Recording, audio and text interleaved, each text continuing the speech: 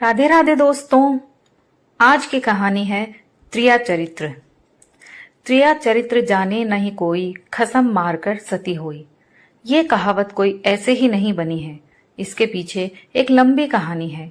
इस कहावत का अर्थ है कि स्त्री का चरित्र एक अबूझ पहेली है, उसे कोई नहीं जान सकता। वो अपने पति को मारकर सती होने का स्वांग भी रच लेती है, तो कभी कभी सती सावित्री दिखती भी है और उसको दिखाने का प्रयास भी करती है। पर ऐसा चरित्र समस्त स्त्रियों का हो ये जरूरी नहीं है। आइए आज ऐसी ही एक कहानी सुनते हैं कि ये कहावत कैसे बनी। पंपापुर नामक एक राज्य था, जहाँ पर विलास राय नामक राजा राज्य करता था। राजा का जैसा नाम वैसे ही गुण, अर्थात वो एक विलासी राजा था। पूरे राज्य में स्वच्छंदता का बोलबाला था। न केवल पुरुषों बल्कि स्त्रियों को भी हद दर्जे तक का चारित्रिक पतन हो गया था। शादी के बाद संबंध कायम करना एक आम बात थी उस राज्य में।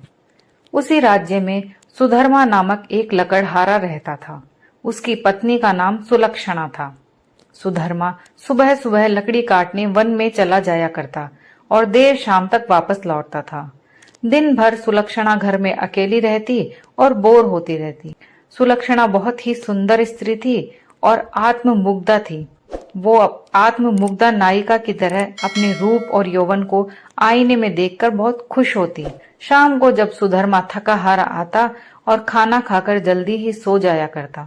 सुलक्षणा घर का काम निपटाकर और सज संवर कर जब तक सेज पर आती थी, तब तक सुधर्मा खर्राटों की दुनिया में सैर करने चला जाता था। बेचारी सुलक्षणा मन मसोस कर सेज पर तड़पती रह जाती। उसका अतृप्त यौवन खून के आंसू रोने लगता था। घर गृहस्थी का सारा सामान सुलक्षणा ही लाती थी। एक दिन सेठ कहीं गया हुआ था और उसकी दुकान पर उसका नौजवान पुत्र चिंतामणि बैठा था। वो सुंदर और बलिष्ठ था। सुलक्षणा उसकी जवानी पर फिदा हो गई। सेठ के बेटे चिंतामणि ने भी सुलक्षणा जैसी सुंदर और सुडौल स्त्री पहली बार देखी थी, इसलिए वो भी सुलक्षणा की ओर आकर्षित हो गया। दो जवान प्यासे दिल मिल गए तो अब बदन मिलना भी आवश्यक हो गया था। चिंतामणि ने एक मिलन स्थल भी खोज लिया था। सुलक्षणा रोजाना सुधर्मा के सो जाने पर चिंतामणि से मिलने जाने लगी और वो सुबह होने से पहले वापस आ जाती थी। सुलक्षणा और चिंतामणि की रंग रंगेलियां बेरोक टोक चलने लगी। एक दिन सुधर्मा जंगल में लकड़ी काटने गया तो उसने देखा कि एक साधु बेहोश पड़ा है। सुधर्मा ने उस साधु पर ठंडे जल के कुछ छींटे मारे तो साधु ने आंखें खोल दी। सुधर्मा ने साधु को बैठाया और ठंडा जल पिलाया तो उसमें कुछ जान आई। थोड़ी देर बाद उसे खाना भी खिलाया तो उसके बदन में थोड़ी ताजगी आ गई और वो चहलकदमी करने लगा। सुधर्मा ने उस साधु से आग्रह किया कि कुछ दिन वो उसका आतिथ्य स्वीकार करे।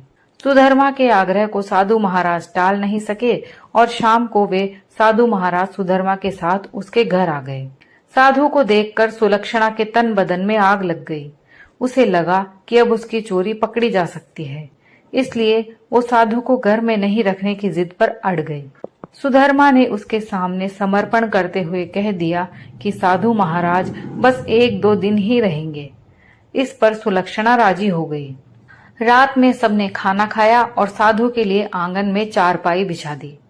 सुधर्मा खाना खाने के तुरंत बाद ही सो गया था, लेकिन सुलक्षणा की आंखों में नींद कहाँ थी। वहां तो चिंतामणि की सूरत बसी हुई थी। उसका मन उड़कर चिंतामणि के पास चला गया था, मगर बदन तो सुधर्मा के घर में ही पड़ा था। यौवन को मन से ज्यादा तन की जरूरत होती है। सुलक्षणा को अपना बदन जलता हुआ महसूस होने लगा। उसकी आग बुझाने के लिए उसे चिंतामणि के सागर की आवश्यकता थी। सुलक्षणा उठी और उसने देखा कि सुधर्मा खर्राटे ले रहा है। तब वो साधु के पास गई। साधु भी चुपचाप लेटा था। सुलक्षणा ने उसे सोता हुआ जाना और फिर वो बन संवर कर चिंतामणि से मिलने के लिए चल दी। साधु एक अनजान व्यक्ति घर में ठहरा था और सुलक्षणा ने उसे बड़ी मुश्किल से घर में रहने दिया था, जबकि उसने यहाँ रहने के लिए कहा ही नहीं था। सुलक्षणा के व्यवहार को देखकर दाल में जरूर कुछ काला है, साधु महाराज के मन ने कहा और वो सोचता ही रहा। इसीलिए उसे नींद नहीं आई और उन दोनों के क्रियाकलाप देखता रहा। जब सुलक्षणा उसके पास आई तब वो दम साध कर चुपचाप लेटा रहा। उसने सुलक्षणा को बंद संवर कर कहीं पर जाते हुए देख लिया था, मगर वो चुपचाप पड़ा रहा। उसने ये भी देख लिया था कि भोर होने से पहले ही सुलक्षणा वापस आ गई थी। उसे अब सारा माजरा समझ में आ गया था। दूसरे दिन जब सुधर्मा जंगल से लौटा तो साधु ने अपनी पत्नी से सावधान रहने को कहा और ये भी कहा कि उसकी पत्नी किसी से मिलने रात को कहीं जाती है। इस पर सुधर्मा को सुलक्षणा पर बहुत गुस्सा आया और उसने सुलक्षणा को मारा पीटा भी बहुत। उसने सुलक्षणा को एक खंबे से बांध दिया और सो गया। सुधर्मा के मकान के पड़ोस में हरिराम नाई रहता था, जिसकी पत्नी का नाम सुशीला था। सुलक्षणा की तरह सुशीला भी एक चरित्रहीन स्त्री थी। उसका भी एक यार था। दोनों एक ही नाव पर सवार थी, इसलिए दोनों घनिष्ठ सहेलियां बन गई थी। दोनों सहेलियां एक दूसरे के संदेश लाने ले जाने का काम भी करती थी, इसलिए दोनों स्त्रियां एक दूसरे के प्रेमियों से भली भांति परिचित थी। उस रात जब काफी देर तक सुलक्षणा नहीं आई तो चिंतामणि को चिंता होने लगी। वो भागा भागा सुशीला के पास आया और सुलक्षणा को बुला लाने के लिए सुशीला से कहने लगा। सुशीला सुलक्षणा के घर गई तो उसे खंबे से बंधा पाया। तब सुलक्षणा ने सारी कहानी बता दी। सुशीला ने चिंतामणि का संदेश सुलक्षणा को दिया तो सुलक्षणा ने अपने बंधे होने की मजबूरी बता दी। इस पर सुशीला ने कहा, ऐसा कर, मैं तेरे बंधन खोल देती हूँ। तू चिंतामणि से मिल आ, तब तक मैं यहाँ बंधी रहूंगी। उसके इस प्रस्ताव पर सुलक्षणा की बाछें खिल गई और वह अपनी जगह सुशीला को बांधकर चिंतामणि से मिलने चली गई। साधु महाराज ये सब खटराग देख और सुन रहे थे, मगर वे चुपचाप खाट में दम साधे पड़े रहे। रात में जब सुधर्मा की नींद खुली तो उसे सुलक्षणा पर थोड़ी दया आई और उसने सोचा कि उसने कुछ ज्यादा ही कठोर रूप धर लिया है। अब सुलक्षणा को खोल देना चाहिए, लेकिन मन ने कहा अगर वो फिर से अपने प्रेमी से मिलने चली गई तो? अब इस सवाल का कोई जवाब नहीं था उसके पास, लेकिन उसने सोचा कि इस बार यदि सुलक्षणा वचन दे दे कि वो अपने प्रेमी से मिलने नहीं जाएगी, तब वो उसे खोल सकता है। सुधर्मा ने जोर से आवाज लगाई, कलंकिनी, अगर मुझे तू ये आश्वासन दे दे कि तू उससे मिलने नहीं जाएगी तो मैं तेरे बंधन खोल दूंगा। लेकिन वहां पर तो सुलक्षणा नहीं बल्कि सुशीला बंधी हुई थी। सुशीला ने सोचा कि यदि वो कुछ भी बोलेगी तो उसकी आवाज से सुधर्मा को पता चल जाएगा कि वो सुलक्षणा नहीं कोई और है, तो फिर सारा भांडा ही फूट जाएगा। इसलिए वो कुछ नहीं बोली। उसके इस तरह से चुप रहने पर सुधर्मा को गुस्सा आ गया और उसने गुस्से में आकर कुल्हाड़ी फेंक कर दे मारी। कुल्हाड़ी सीधी सुशीला की नाक पर जाकर लगी और उसकी नाक कट गई। वो अंदर ही अंदर सारा दर्द सहन कर गई, मगर उसने एक भी कराह नहीं निकलने दी। कुल्हाड़ी फेंक कर मारने से सुधर्मा का गुस्सा थोड़ा ठंडा हो गया और वो सो गया। उधर सुलक्षणा आज जल्दी ही वापस आ गई और जल्दी जल्दी सुशीला के बंधन खोल डाले। तब सुशीला ने अपनी कटी हुई नाक दिखाई और सारा वाकया सुना डाला। सुलक्षणा ये देखकर और सुनकर कांप उठी, मगर अब क्या हो सकता है। सुशीला अपने घर पे चली गई और सुलक्षणा फिर से उसी खंबे से बंधी खड़ी हो गई। साधु बाबा चारपाई पर पड़े पड़े ये सारा त्रिया चरित्र देख रहे थे। थोड़ी देर बाद जब सुधर्मा की नींद खुली तो उसने अपनी पत्नी सुलक्षणा से कहा, देख, तू अब भी मुझे सच सच कह दे और मुझे ये वचन दे दे कि तू फिर कभी उससे मिलने नहीं जाएगी तो ठीक रहेगा, नहीं तो जिस प्रकार मैंने तेरी नाक काटी है अब तेरे दोनों कान भी काट दूंगा। फिर तू नकटी और बूची हो जाएगी, तब तेरा घर से निकलना ही मुश्किल हो जाएगा। इन शब्दों को सुनकर सुलक्षणा के षड्यंत्रकारी दिमाग में एक युक्ति सूझी। उसे पता था कि नाक उसकी नहीं सुशीला की कटी है और इस बात का पता सुधर्मा को नहीं है। इस नासमझी का फायदा उठाना चाहिए। तब उसने त्रिया चरित्र दिखलाते हुए नाटक करना शुरू कर दिया और जोर जोर से रोना शुरू कर दिया। रोते रोते बोली, तुम मर्द लोग बड़े बेरहम होते हो, अपनी पत्नी पर झूठा इल्जाम लगाकर उसकी नाक काट देते हो। मैं कोई कुलटा स्त्री नहीं हूं, जैसा कि तुमने मुझ पर आरोप लगाया था। मैं एक पतिव्रता स्त्री हूँ और मैं आज तुम्हें ये सिद्ध करके दिखा दूंगी कि मैं कितनी सती, नेक और पतिव्रता हूँ।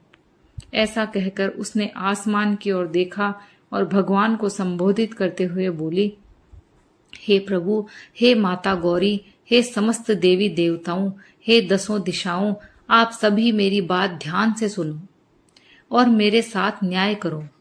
मैं यदि तन, मन और वचन से एक पतिव्रता और सती स्त्री हूं, तो मेरे पति ने मुझ पर बदचलन होने का आरोप लगाकर जो मेरी नाक काटी है, वो नाक फिर से जुड़ जाए और एक पतिव्रता स्त्री क्या होती है ये पूरे जग को पता चल जाए।